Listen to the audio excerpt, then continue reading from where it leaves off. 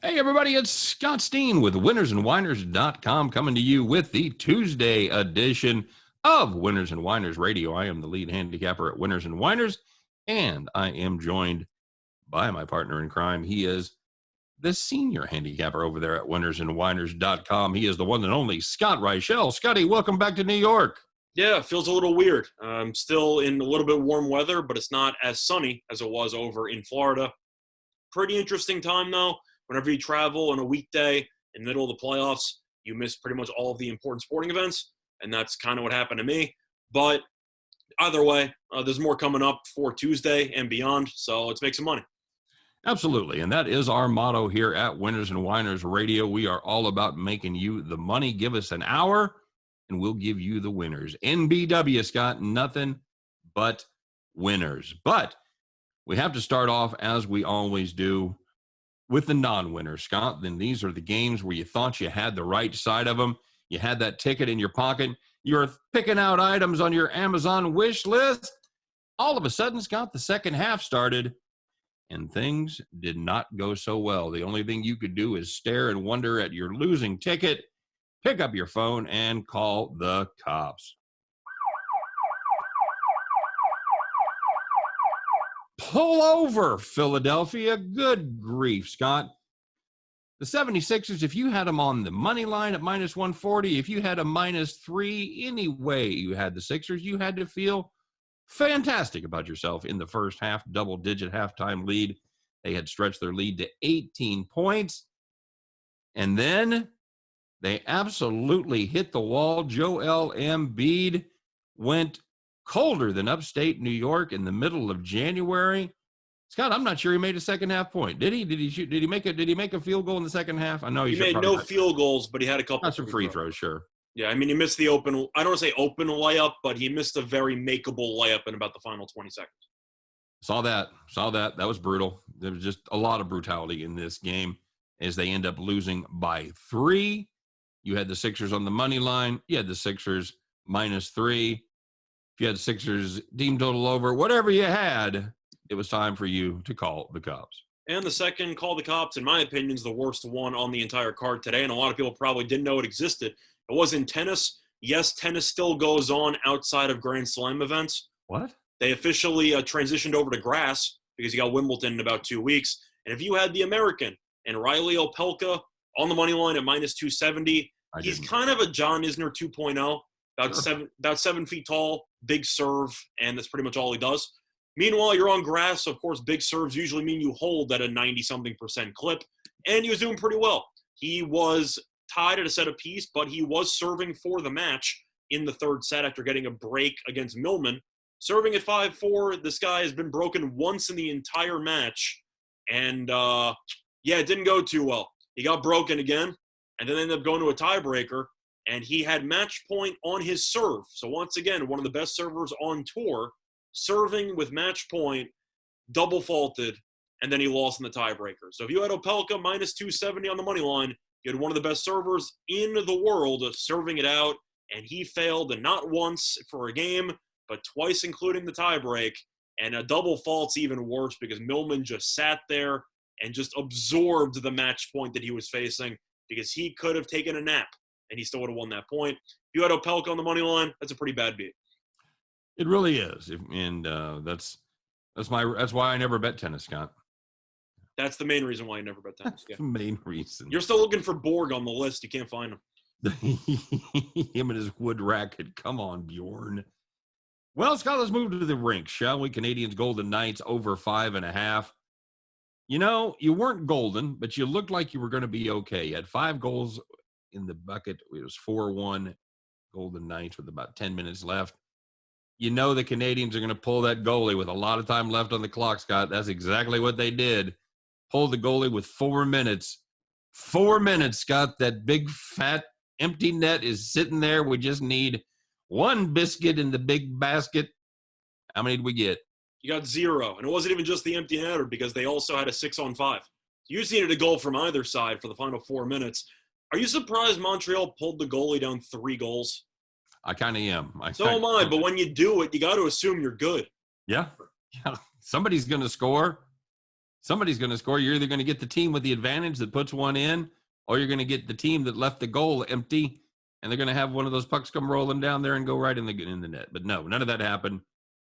It wasn't a Hall of Fame call the cops, but it was right up there. That's kind of a bad trio right there, Scott. That's one of our worst trios. But if you had the Canadians Golden Knights over 5.5, brother, you got to call the cops. I think the Canadians and Golden Knights one would have been a bad beat either way. So it's kind of a rare, like, one or the other is a bad beat, because if the under would have lost, it still would have been a bad beat because you pulled the goalie down 3 with about 4 minutes to go. Right. You could have made a case for both sides. So if you had the over, though, you ended up being the unfortunate loser of the situation. Everybody that had the total in that game had their phone in their hand for the last 5 minutes ready to call the cops. Pretty much. All right, Scott. Well, the good news is the opposite side of call the cops. These are the easy wins, the ones where you didn't have to sweat them at all, where things started off well and just got better. These are the rocking chair wins.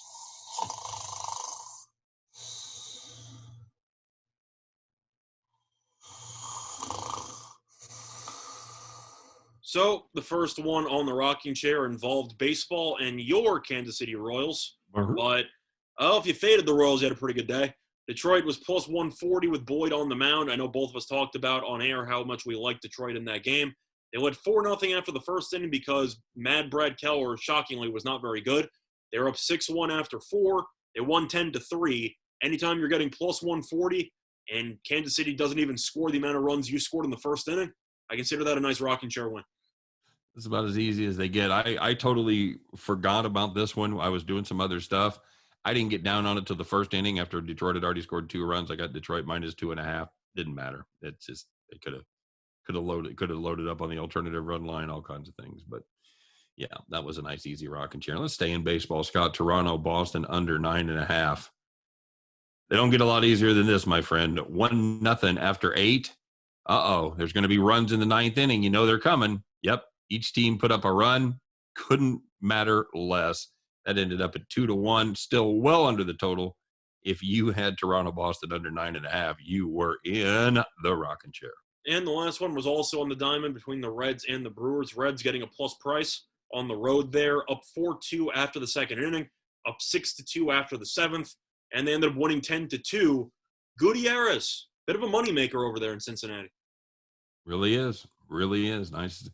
Nicely done indeed. So that's how about those Reds? Just about the time you think they're good, they go on one of their 4 or 5 game losing streaks. And just the time you think they're bad, they win about 6 in a row. Yep, they're a very, very choppy team.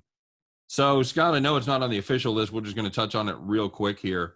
With both Irving and Harden officially out for that game tomorrow, I'm shocked. I told you yesterday. We'll have some thoughts later on that game itself. Can they come back from that? Can the Nets come back from that, Scott? Well, you asked me this yesterday, and you asked me, do I think Kyrie or Harden are going to play? Right. And I said no, so nothing has changed. I think my answer is no. Okay. You look at the roster, and the main point that you bring up, besides the fact that Kyrie and Harden are both extremely talented, of course, is the fact that they take up a ton of salary cap space.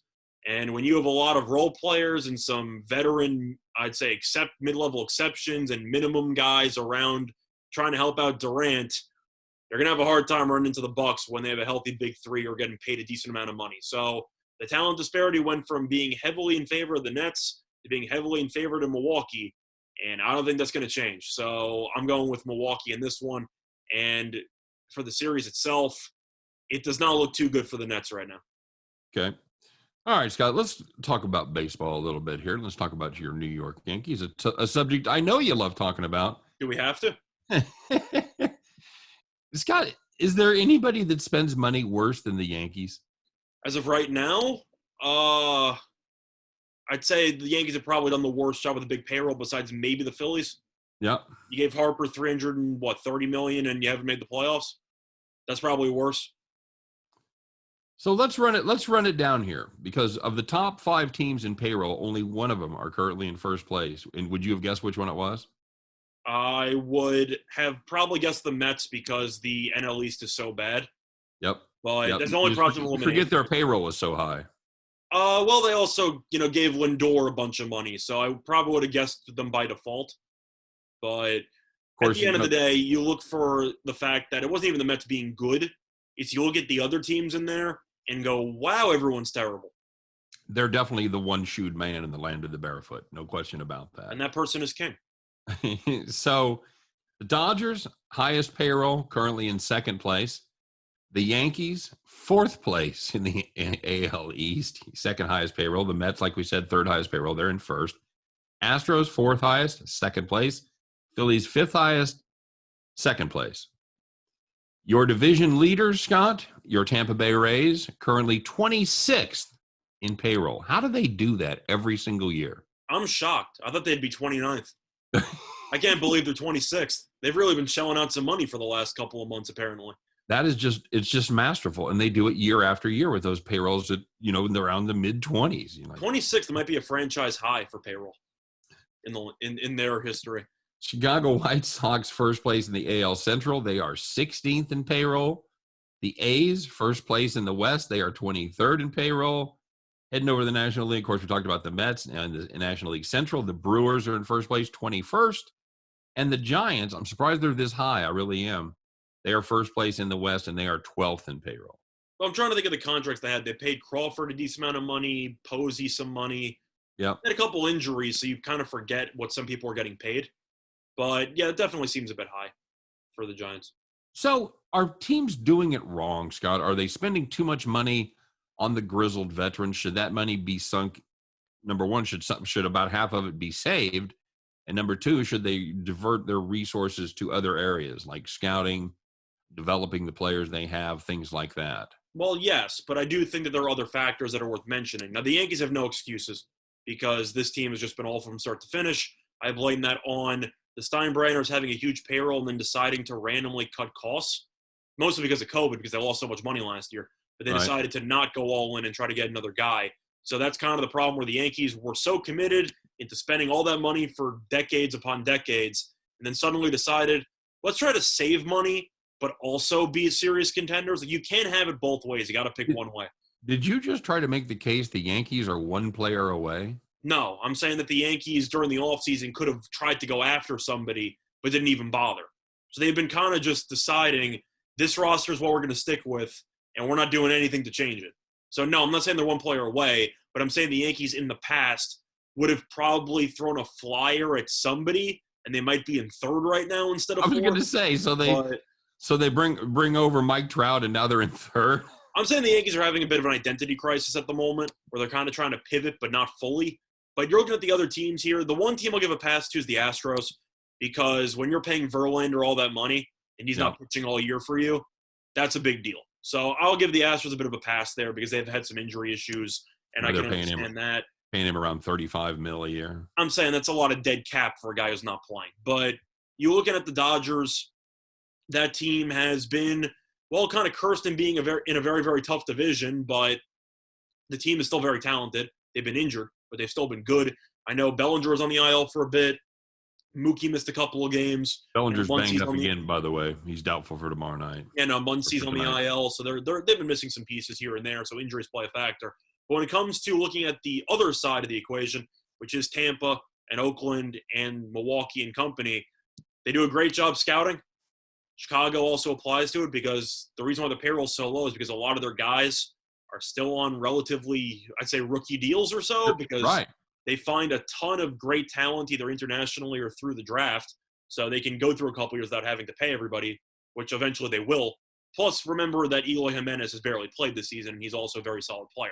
So they're stacked. They got a bunch of talent. You look at Oakland and Tampa, we know that they have been really the masters of finding undervalued players for the last 2 decades and change. And you're looking at the Giants.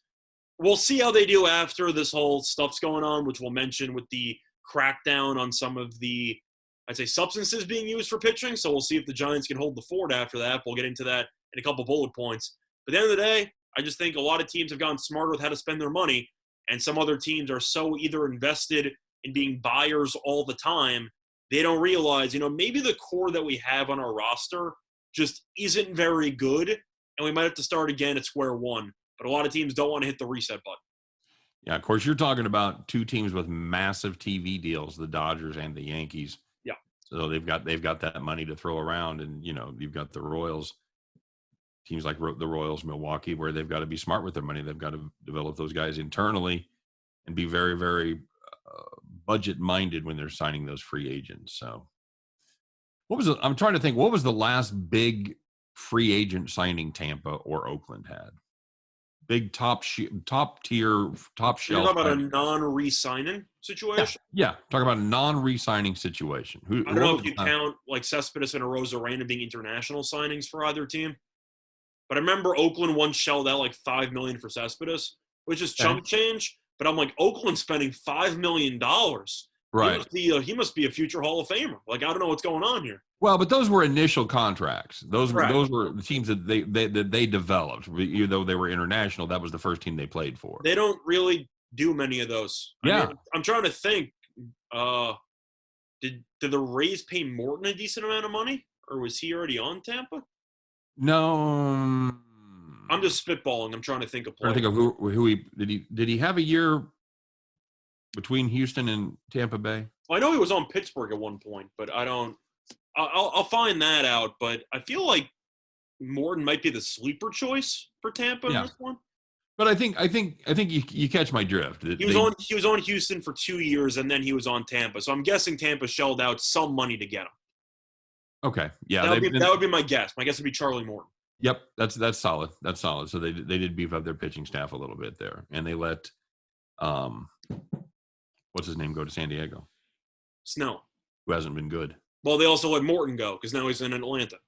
Oh yeah. So they kind of they take rentals. I remember Oakland traded Cespedes for Lester, but that was only for a rental. They of course lost to Kansas City in the wild card game, and then Lester walked.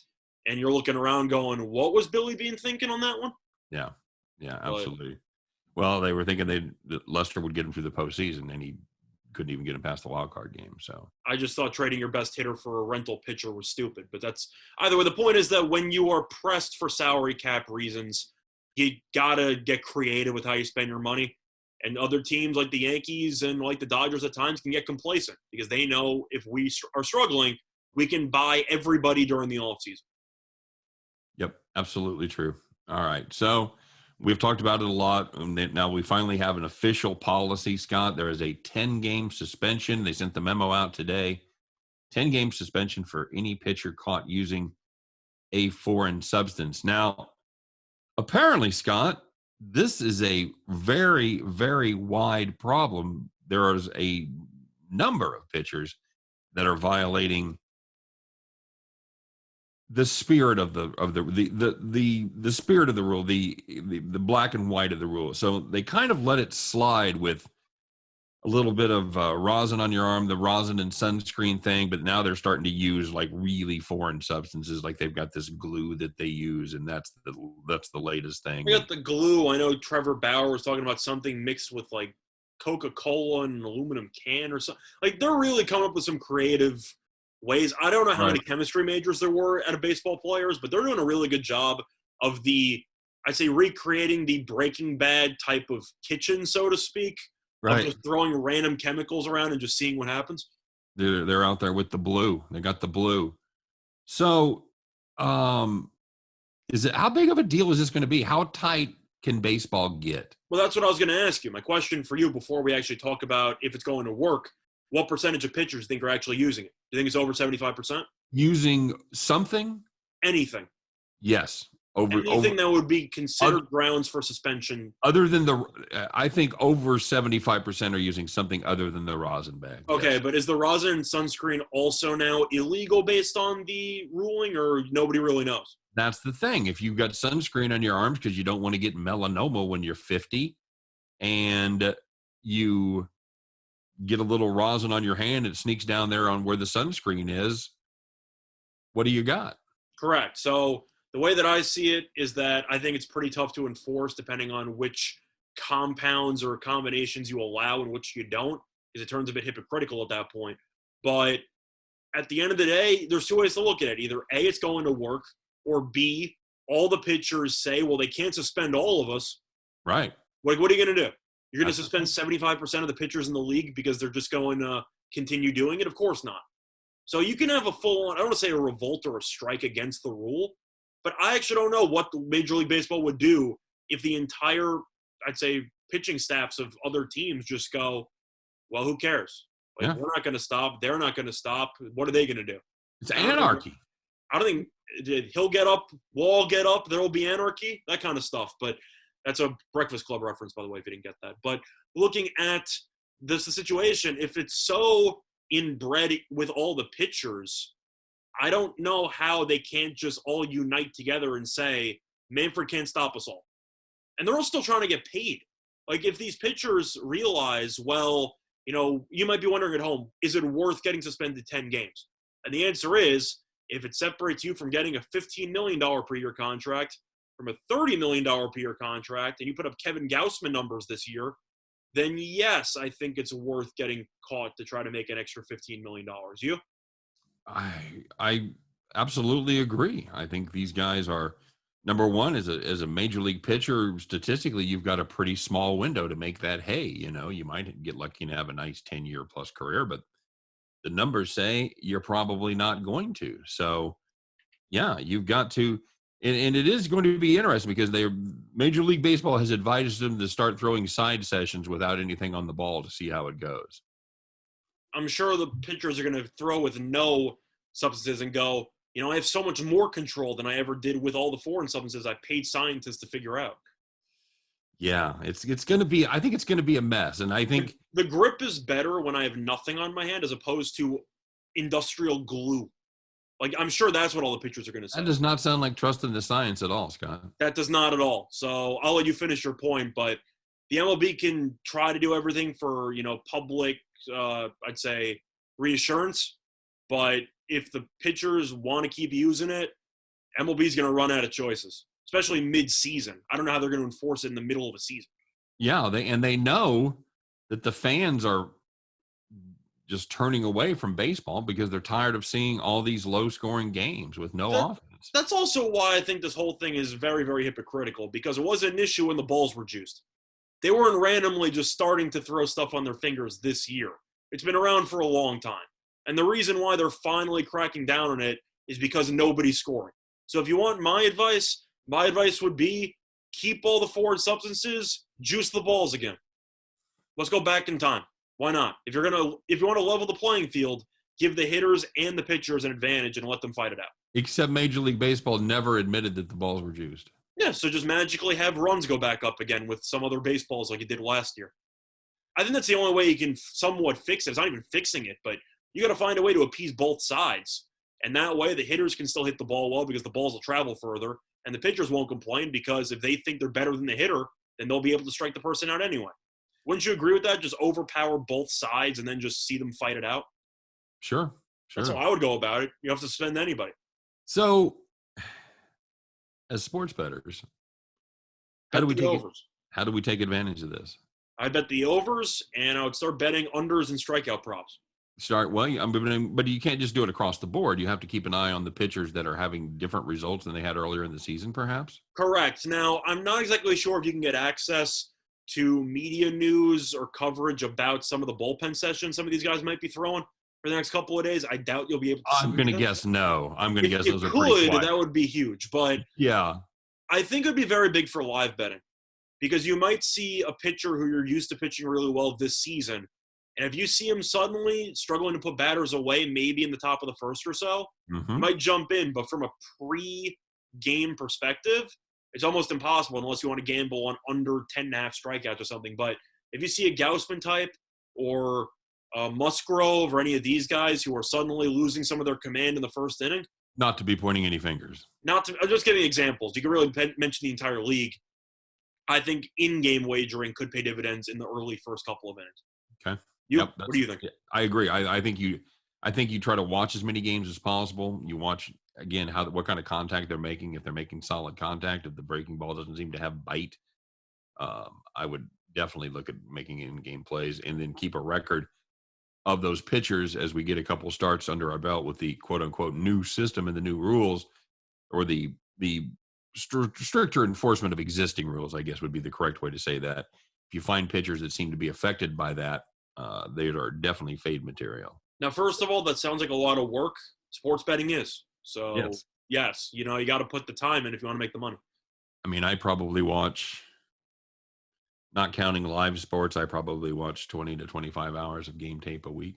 I'm sure people on Twitter, I know John Boy Media is very good at tracking baseball stuff. I'm sure someone at some point on Twitter will make a tab or make a table talking about the reduction in spin rates for some pitchers. I know Donaldson recognized the reduction in Cole's start leading up to the Twins start. Right. So the information's going to be out there. You just have to you can get that information at StatCast. Correct. But I'm saying, like, some people wouldn't have known that going in. Right. You can do some digging, but the information will be there for you. You just have to know where to look. Yep. StatCast is a good place to start if you want to get into launch angles and spin rates and all the kinds of stuff like that. That is the place to go if you are a geek for numbers. So, All right.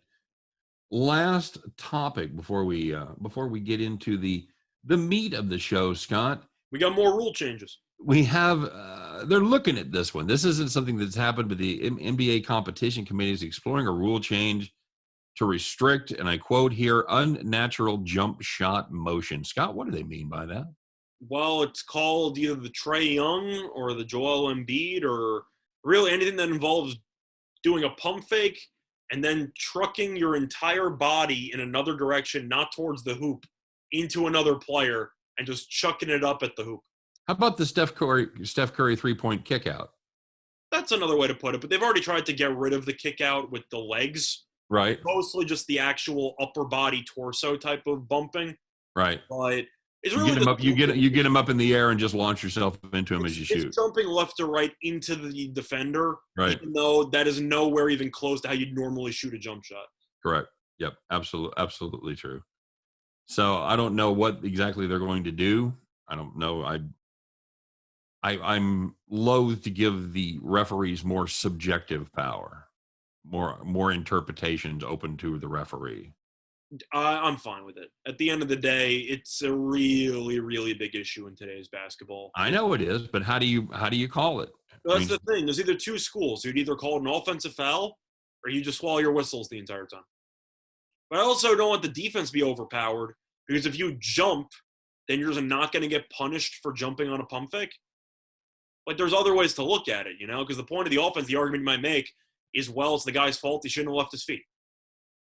So suddenly, if you leave your feet and you're jumping on an angle, the offensive guy is kind of at a disadvantage now, because if he would lean into you and get the foul, it might be an offensive foul now, even though the defender did the exact opposite of what you're supposed to do, which is stay grounded until the ball's actually about to be in the air.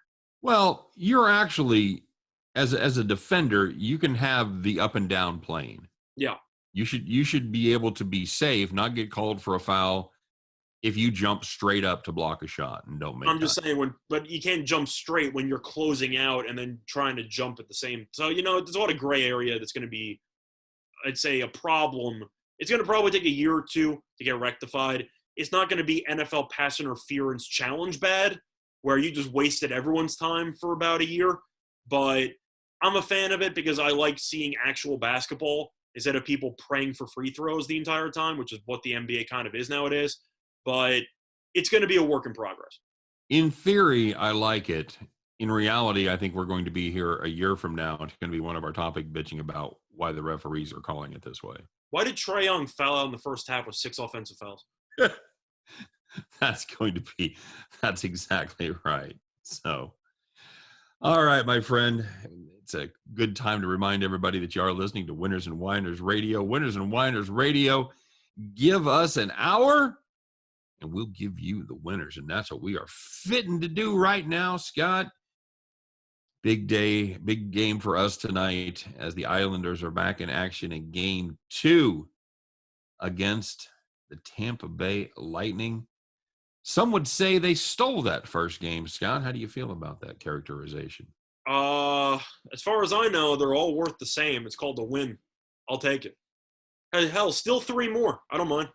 Yep, steal 3 more. That wouldn't be bad at all. So in this one, the odds have gotten a little shorter on Tampa Bay. Not much. They're due, Scott. They're always due. They opened up at 180, minus 180. They are now minus 200, minus 210. But Tampa Bay must win this game, so there has to be value in Tampa, right? It's a must win. And I know statistically this is normally a very good spot for the home team when they are down 1-0.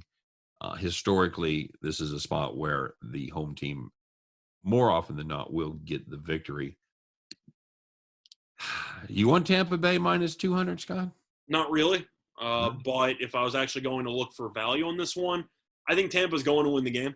So if the Islanders take up a 2-0 lead in the series with 2 road wins, I will be absolutely ecstatic. But do I see that happening? Not quite. What I do like, though, in this matchup is Vasilevsky to look good again, because even though they gave up 2 goals, he looked phenomenal in net. You're looking at the Islanders on their goals here. The under 2 is plus 107. Under 2.5 is minus 175. Is a little bit too juicy for me. Under 2 is always kind of dicey because you have to worry about the potential overtime or anything like that. But do I think the Islanders score 3 in this game? Probably not. So I think you might have a decent shot to cash that. But, of course, it's a pretty thin margin there for error. But do you see the Islanders scoring more than 2 against Vasilevsky? Because I really don't. I don't think that's going to happen. You know what impressed me most about that game was the fact that the shots on goal for the first time, and I can't even remember. Islanders actually outshot them. Yeah, they actually had the advantage of shots on goal. That was stunning after watching the 43-19 victory that they had in the division semis there. So I'll play the under here. I'm not going to play against the Islanders in this spot. I'll just take the full game under, and hopefully we have no shenanigans at the end. Hopefully it lands 2-1, 3-1. Yeah, I'd probably wait. It's at 5, but the overs are about minus 130. Yeah, you'll probably get 5.5 in the morning. Yes, maybe you'll see a little bit of movement towards the 2.5 for the Islanders to move from 175 to maybe 150. You can pray. Of course, in many spots, by the time this airs, Scott, it will be afternoon. So correct. So time of recording, of course, you got to keep that in mind. But right. I do think that if you looked at one thing from the Islanders from the takeaway in game 1, my takeaway, damn, that Bruins penalty kill is terrible because that Islanders power play was awful. They had 3 power plays, and at no point were they close to anything against Tampa. And yet people are looking at the series going, Islanders, this power play killed Boston. Great power play. I'm like, no, you haven't watched them. They're terrible. All year long, they are awful. Their power play has been terrible. If they can't score on the power play, and Tampa's a good defensive team, which they were in game 1. They gave up 2 goals, but you don't expect Tampa to only get limited to 1. I don't think New York's going to score 3, so I'm looking at the team total under. Okay. All right. I think you and I are basically on the same side here. We like a low-scoring, close game. Right. Exactly right. All right. So, Scott, we touched on a little bit earlier. It's going to be the Bucks and the Nets. The Nets are obviously very, very depleted. Scott, the one that I'm most interested in here that I find the most intriguing is the total. It opened at 219, which is 10 points below where the last one ended up, which I can't remember that being a case ever from one game to another. I can't remember a 10-point difference like that, but that's not enough, Scott, because 219 wasn't enough. Under money started coming in, and it has currently driven the line down to 217.5. You're even starting to see some 217s starting to creep in there. So, yeah, where's the value on this? Oh, by the way, the Bucks, they opened up as 2-point favorites. They are now 4.5-point favorites as it becomes official that Harden and Kyrie are not going to play. Scott, value on this? The public's all over Milwaukee. Nobody's going to go anywhere near the Nets, so people who are contrarians might say there might be value on the Nets right now. And my advice to you is good luck, because I'm not taking the Nets. Now, as a Nets fan, I hope I'm wrong. I hope the Nets are competitive, and I hope they stall by winning 1 game and hope that Kyrie or Harden come back. But in reality, the Bucks looked really good at home for, I don't want to say the last 2 games because game 3 they didn't look great, but I'd say they've looked good enough for about a game and a half at home. The Nets have just fallen apart offensively, which makes perfect sense because when you're an isolation-heavy offense and 2 of your main 3 scorers aren't playing, suddenly your offense is going to struggle. Yeah. I just don't see it. Milwaukee's an elite defensive team. We know that offensively, the Nets can't stop Giannis, and Middleton's been playing better lately, and they haven't really had an answer for him. I just think the Bucks are too talented for this current group of Nets players. I like the Bucks, and as for a total, I'm going to go with the Nets team total under because I do think Milwaukee at some point could wake up against the Nets, and I am worried about the Nets potentially folding. If you go down 20 in the first half or so, you might just see an absolute free-for-all in the second half with a bunch of bench warmers the entire time. I'll go with the Nets team total under because if the Bucks are going to cover, the Nets might not reach 100. And I think there's a good chance the Nets probably finish with, I don't even know, 103. Yeah, we don't have an official number on that, but based on the total and the spread, that number should be somewhere in the 107 range. I don't think they get there. You? Yeah. I have my doubts. I don't. Yeah. I have a premium on the side on this game, but I think it will be. I think it will be a low-scoring affair once again. Although I think that the Bucks have begun to solve the Nets defense. That's why I'm trying to look at the team total because Giannis at this rate can go for 30-something whenever he wants. I agree. Well, it should be interesting to see, because that's the people in Brooklyn, the people that are New York Nets fans like yourself had such high hopes for this team. And let me ask you, just as a quick aside, Scott, of the big three, how many of those guys come back next year? All three. All three come back to play for the Nets? I think they run it back. Now, you can make an argument and say, well, the Nets might trade one of them, try to go in a different direction. Right. I don't see it because in reality, when this team was healthy or even healthy-ish without Harden, they did beat the Bucks by 30-something, 39 in game 2. This team was close. I'm not going to say that this team was a lost cause like the Clippers team last year, which laid a massive egg against the Nuggets. Milwaukee's really good, and the Nets were in a very good spot, and then everyone got injured. So you went into a series where you thought you'd have Harden and Kyrie. Harden played 40 seconds. Kyrie got through 2.5 games, give or take. I think they run it back because I think at the end of the day, they're going to look at their big three and say, as long as we just stay healthy for like 6 months, we're too good. And I think you'd agree that's probably true. Well, here's my question. What are the odds of those guys staying healthy? I think Harden will stay healthy because historically speaking, he's been a pretty healthy player. Kyrie's an injury-prone guy. I'm shocked it took him this long to get injured. So I think Kyrie's the huge question mark there for injuries. Durant missed some time this year, so he's also a question mark, but he has been able to absorb contact in the playoffs, and he's done pretty well faring with that. The biggest question mark for me injury-wise is Kyrie. But I think Harden is probably the safest bet to stay healthy next year because he's been a pretty durable guy his entire career. Okay. All right. Well, you think they bring them all back? I think they kind of have to, right? I'm assuming I know they've got Durant. They're under contract, but I'm saying – Is Harden under contract for another year with the Nets? Yeah, but I'm saying I don't know how exactly you can look at that big three and say we can somehow improve this by flipping one of these guys. Like, you can't.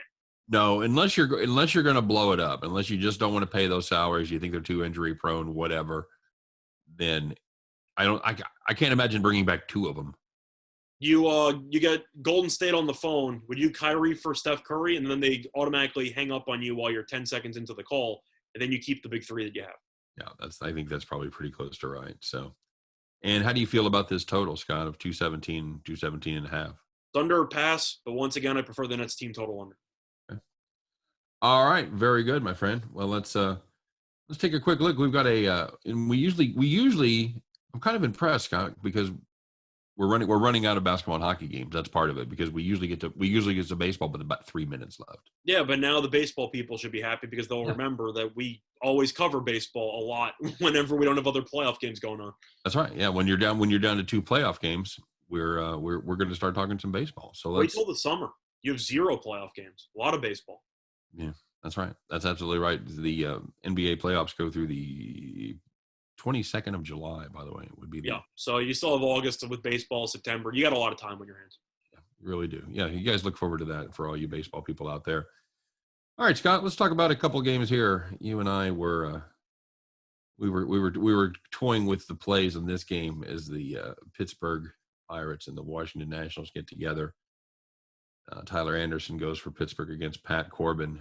Pitchers duel. The Washington Nationals. You know, with the offense of these two teams, any game can be a potential pitcher's duel. The Pirates are last in runs per game, and it's not close. Yeah, I know. But You're looking at these pitchers, totals at 8. You got to like the over. I mean, Anderson was a good story for about the first month or two. Yep. He's hit a massive wall. He's been getting pretty, I'd say, ugly results for the last couple of months. Corbin's just been bad. So I can't even come up with a silver lining there. He's just bad. You look at Corbin's numbers, start of the season, middle of the season, the last couple of starts, I guess he's gotten a little bit better. His ERA, I think, was in the 40s for after his first start or two.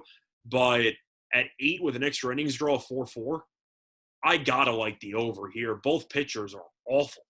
Yep, Anderson's seen the over hit 5 of his last 6. Corbin's seen it hit in 5 of his last 8. You know, it's going to be a sweat, but I think you have to play it here. I think you have to play the over. I think you just need one of these teams to put up a couple crooked numbers, and I think you're rocking and rolling. So I would also consider. I think there's value on the Pirates here at plus 150. I'm not going to have an argument there. Pirates have lost 8 in a row, but Washington's not a good team either. And if it's really just a battle of which starting pitcher is going to be bad instead of awful, I think you got a shot. You flip the coin, you take the plus 150 or so. I wouldn't take the Pirates now, though. I think you'll just see more Nationals money because people absolutely keep taking the Nationals at home. But yep. I think by the time a lot of people hear this, you're going to be getting even a better price on the Pirates. Now, you might be saying to yourself, well, I don't want to take Pittsburgh because they're awful. And I'm saying that's okay. You can even turn this into a stay-away spot. But my question for all of you that are listening or watching on YouTube or on the radio show, what is the, I'd say, highest price you'd feel comfortable laying with Corbin? Most people would probably say minus 150, if that. If that. 140. What's he in this game? Right now, Patrick Corbin is about minus 160 to 165, depending on where you get. If you want to go to the window with Corbin at minus 165, remember what I just said, because that's a pretty slippery slope you might be going down. You should skip the window and go to a meeting. That's what I think, but I like the over just because if you're expecting one, if not both pitchers to struggle, you should be in a good spot. Scott, can I interest you in the Cubs at plus 135 or so? Well, they're against the Mets, so I have to be somewhat interested. Then again, the Cubs lost to Peterson, so I don't know what to think anymore. That's not a good look at all, is it? In reality, I can't go against the Mets in this spot. I wanted to, just because I'm a Yankees fan, so I'm obligated to kind of root against the Mets in a way. But Mills has been awful since his no-hitter about 3 years ago. Taijuan Walker's been really good. So, I was like, did Mills have a no-hitter this year? Not this year. He had a no-hitter. You're like, oh, yeah, 3 years ago. Last year or 2 years ago. But Walker's been fantastic. Yeah. I can't really break it down any better than that. The offense has been better lately. Walker's been good. And the Cubs, we know they've been better as a whole. They're always a lot better at home than they are on the road. Cubs do not exactly travel well in most years. Now, you're looking at Walker's numbers, and they speak for themselves. He's clearly the better pitcher in this matchup. It's really just not even worth talking about. But if you want to look at the Cubs on the road this season, they are 14-18, and they are 10 games over as a whole. So, yeah, they're a lot better at home than they are on the road because it's the Cubs. It's the same case every year. Mets, though, people might not realize, 18-6 at home. Very good at Citi Field. I'll go with the Mets. All right. And you're comfortable laying that price like that? You kind of have to, right, with Walker on the mound? I mean, he's been destroying teams this season. You don't have to do anything, Scott. We fought a war with England. You don't have to do nothing. Well, I know that you always want me to actually give opinions and picks, so there we go. Have a take. Have a take. My take is the Mets. Hey, speaking of taking, and I know you want to shy away from this one because you don't like Brett Anderson, but can we really resist Faden Castillo? I'll go with the over. At just minus 108? You think the over is the play there? I'm going with the over. Castillo, I have always been a fan of his. I know this year everything is falling apart. Yeah. So I don't really know what to think, but Anderson we know is not very good. Total's at 8.5, but the Reds team total I'm tempted by. I think that's my favorite play on the card. Not on the card, but in this game. Because Milwaukee, we know this team offensively still isn't very good. So Castillo, even though he's been awful, would it shock me if he goes 6 innings, 3 runs? No, because he's against the Brewers. So that just wouldn't surprise me. But the Reds are a very good offensive team, and we know Anderson's not very good, at least at this stage in his career. You had Castellanos, Winkler, company. I'll go with the over for team total. I think the Reds can get the 5 here pretty easily. Yeah, I think we should have that team total at 4.5. So I think they should score 5 or 6. So yeah. Then it just takes Castillo out of the equation because he still has the skill. He has the skill and the potential, but he's had a hard time finding it this season. Yes, he's been better lately. He's given up just 4 earned runs in his last 11 2/3, which that's decent. And you know why we think he's decent? I give up why. He's got good stuff. Yeah, he has a good. Yeah, he has. Drink. Time to take a shot. Unlike Brett Anderson, who does not have good stuff. No, he's been around for a long time, and good stuff he's never had. No, good stuff he's never had. What are you, Yoda now? Warning you are. Good stuff he has not. Mm-hmm. All right, moving on down the card. Is there anything before we take a look at all of them? Is there anything that really is on your radar here tonight? Well, I see a guy who was profitable earlier in the season who's really not fared too well in flexing on the mound against J.A. Happ. Well, we kind of jinxed him, didn't we? We did, but I'm saying Happ hasn't been good either. I got to look at the over 8.5, don't I? I mean, both starters have really not been good. J.A. Hapless. No, it's one way to put it. Not good. He's not been good. So are you still salty from his time with the Yankees? Well, he ended up rallying against the Yankees. He threw a homer in the first to stand, and then he pitched okay, I guess, from that point onwards. But at 8.5, Seattle should get 3 across probably in the first 5 against Happ. And Flexen could get shelled again. It really wouldn't surprise me. So I like the over in that one. Other than that, though, looking at the rest of the card, I got to look at Mr. Rogers' neighborhood with Miami.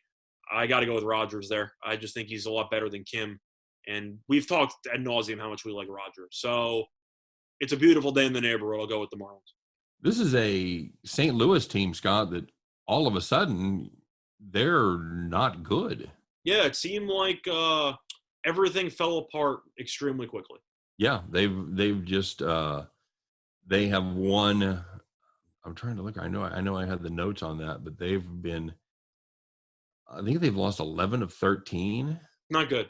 Yeah, that's not any good at all. I don't know if we've ever actually made the Mr. Rogers joke, by the way, with Trevor Rogers. That's a good one. I got to keep doing it. I like this Miami staff, man. I really do. I like the staff. I don't like the hitters, but the staff is there.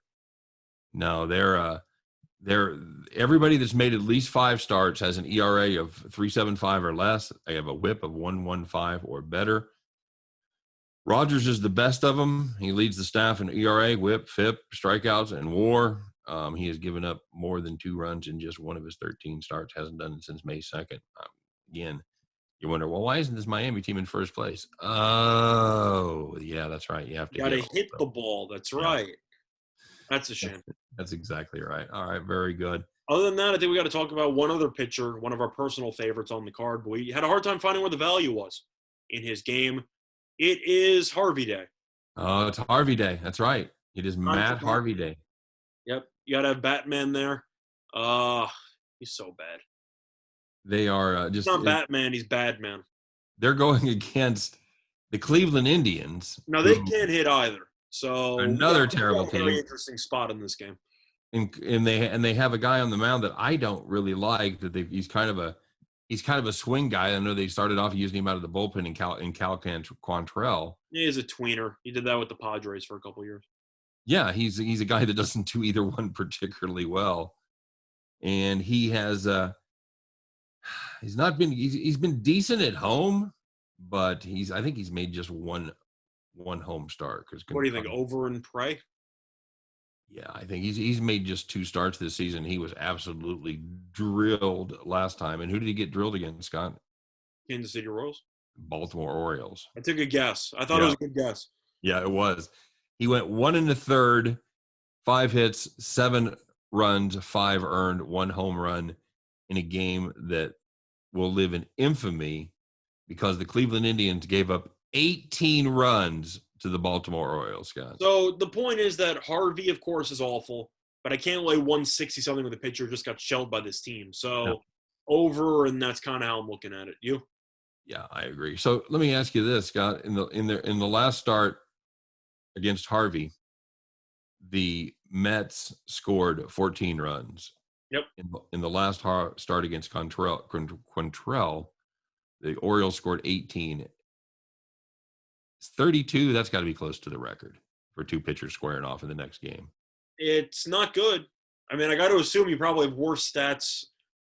Oh, well, then again, of course, they weren't responsible for all those runs. You would have found worse stats for people responsible for runs. But Right. at the end of the day, you're not going to get 32 runs in this game, but I think you'll probably get 11. I see like a 6-5 type of game here.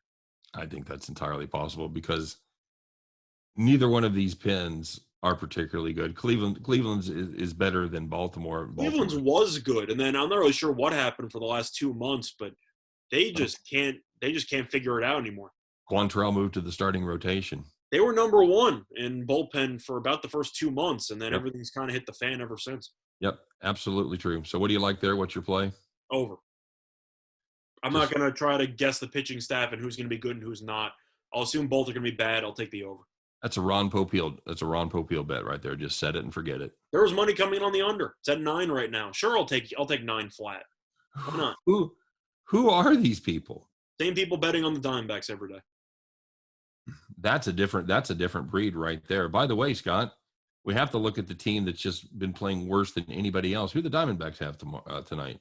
They play the Giants again. How'd they go for them yesterday? We like the Giants on the run line at plus 100, and the Giants won by 3. There you go. Arizona loses yet again. 9-28 on the highway. Brutal. Just brutal. So I don't know who's pitching for Arizona, which is kind of the problem. Yep. It's currently undecided at this point. Doesn't matter. Giants in 1.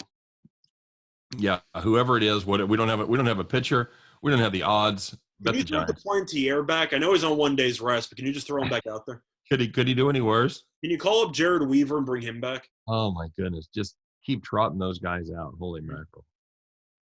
Oh, all right. So Scott, you and I had a play yesterday that we really liked a lot, and it ended up cashing quite easily. That was the San Diego, Colorado under. I know I like the full game under. You like the first 5 under.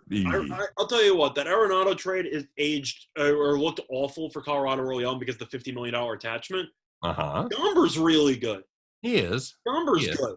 Like, I know his numbers aren't great because at the beginning of the year he was awful, but he's got something there. I don't know if it's going to age well at Coors Field and all. Right. But he could be I don't want to say a 1, but I think he could be a strong 2. I agree. He could be a 1, not an ace, but he could be a 1- kind of guy. We'll see. Now, of course, he's going to have part of his career wasted in Colorado because that team's going to be awful for the next decade. But keep that in mind. You might after 10 years, though, he's going to be good to go. All I'm saying is at markets, they were a pretty good plus price yesterday against Lamet, and we know that San Diego's offense with Tatis going crazy and Coors. You figured, San Diego might shell this team. Total was 11. Crying out loud. And Gomber just was nails yesterday. He Loved was it. Great. See, that's the thing about Colorado. You get those totals, 10.5, 11.5, 11. You're like, well, in Colorado they're going to score a bunch of runs, but a good pitching performance in Colorado, those big totals like that will work in your favor. And it wasn't like Colorado's offense woke up. He was in a duel there with Lamet, and he outperformed him. He was good. Yeah, Lamet was very good. So for this one, we've got Yu Darvish going for the Pods against Chichi Gonzalez for the Colorado Rockies.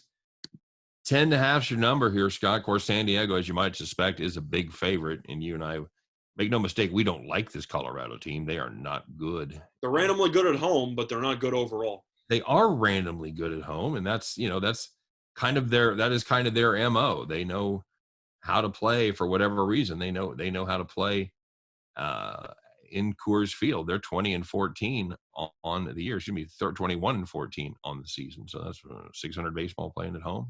Compared to their overall record, which is well below 500. Yeah, when you got a team that's just buried in last place. In fact, they are.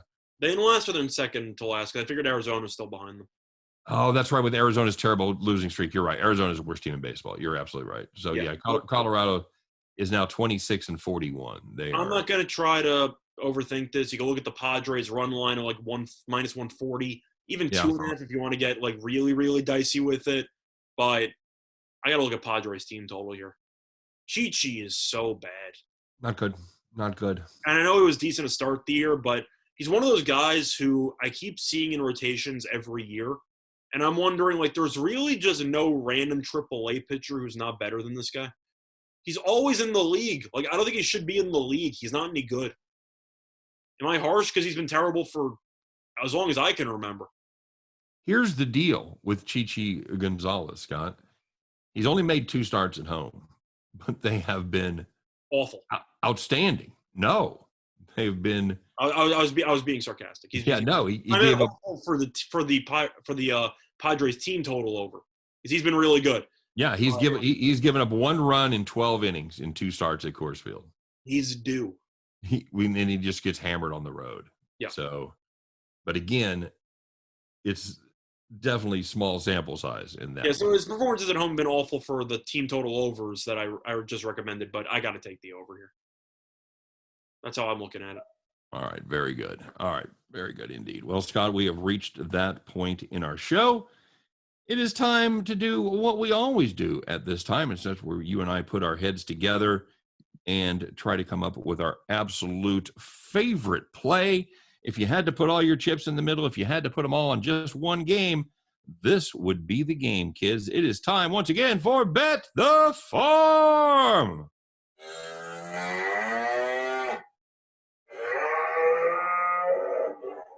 Yeah, get on out of here now. Yeah. Hit it, Scott. So, Bet the Farm play is going to be on a team total in baseball, and we like the Blue Jays team total over 4.5, taking on the Yankees. Jordan Montgomery on the mound for New York. 1 start against Toronto this season, 5.79 ERA, not good. Plus, as a lefty, Blue Jays have a ton of right-handed talent. We think that'll be a problem in the lineup for Montgomery to deal with. Toronto also good against lefties, 9th in OPS against lefties in the league. Toronto has scored at least 5 runs in 3 of its last 4 games. Meanwhile, the Yankees have allowed at least 6 runs in each of their last 4 games. And the wind is blowing out. Oot. You should see a couple of long fly balls, the warning track that suddenly become home runs. Yep, and I think those power alleys are a little short up there in Beefalo. So you get it up in the wind, and you watch those balls fly. We are going to take Hyun-Jin Ryu out of the equation. He's been inconsistent lately. So he's better than Montgomery, but we didn't want to bother. Absolutely not. We think the more solid play is the Toronto Blue Jays team total over 4.5, and that is going to do it for our Bet the Farm play. I'm excited about that one. That's a good one. And by the way, we have people that tell us all the time, like, well, we don't have access to team total overs. Well, you need to change books. That's all I'm saying. Either that or stop using Windows 97. Okay. I said the same thing last time somebody brought that up. You gotta shop around. You absolutely do. You absolutely have to shop, and you have to have multiple options available, as we've seen, as so many of those have come within a half a point. So, as always, guys, we appreciate you listening and appreciate you watching. For the YouTubers out there, thanks very much for tuning in. Don't forget, Scott and I do this each and every day. We wish you nothing but the best of luck. Don't forget to stop by and check out WinnersandWhiners.com for previews and predictions in every game every single day. You guys have a great day, and we'll see you tomorrow on Today in Sports Betting.